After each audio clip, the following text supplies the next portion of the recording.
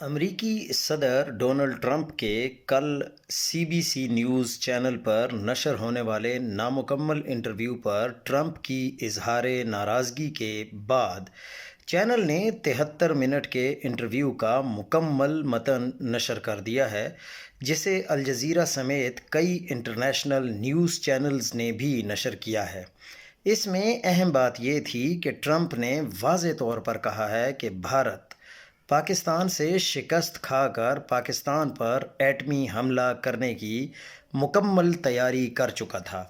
اس کا مطلب یہ ہوا کہ پاکستان کی جو فوج ہے اور جو پاکستان کے ایئر فورس ہیں، انہوں نے بہترین انداز سے جنگ کی تھی۔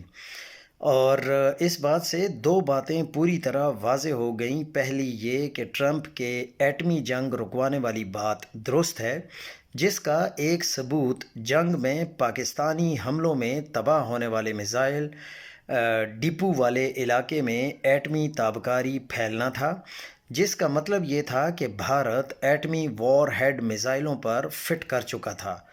ٹرمپ کے انکشاف کا دوسرا مطلب یہ ہے کہ بھارت پاک فوج کے ہاتھوں مکمل شکست کھا چکا تھا، تب ہی ایٹمی جنگ کی نوبت آئی۔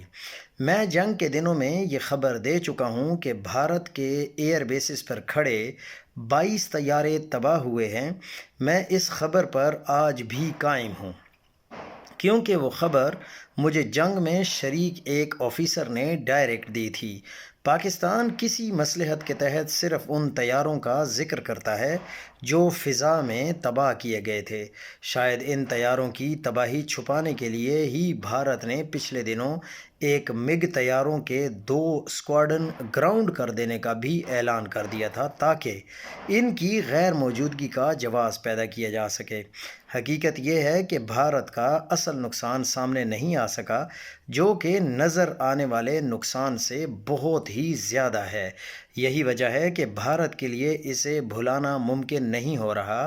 صرف ایک صوبے کے الیکشن جیتنے کے لیے 15-20 ارب ڈالر کا اسلحہ خریدنا اور اربوں روپے جنگی مشقوں پر لگا دینا سمجھ میں نہیں آتا۔